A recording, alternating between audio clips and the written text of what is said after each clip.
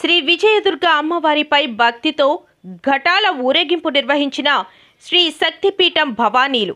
విశాఖ జిల్లా గాజువాక 65వ వార్డ్ రాజీవ్ మార్గంలో ఓం శాంతి బిల్డింగ్ ఎదురుగా శ్రీ శక్తిపీఠంలో పీఠాధిపతుల భవానీల ఆధ్వర్యంలో రమణ గురు భవానీ, లోకనాథ భవానీ వీరిరువురు పర్యవేక్షణలో కనకదుర్గమ్మ అమ్మవారి ఘటాలు ఊరేగింపు కార్యక్రమం మహిళల కోలాట నృత్యాలతో భక్తితో ఘనంగా నిర్వహించారు.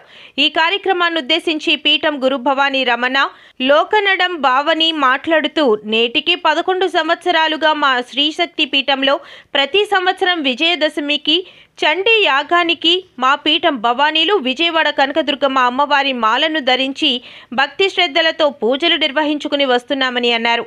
ఈరోజు మా పీఠం భవానీలు మా గ్రామ ప్రజలంతా సస్యశ్యామలంగా ఉండాలని అమ్మవారి ఘటాలతో భక్తి పాటలతో ఊరేగింపు కార్యక్రమం నిర్వహించాము.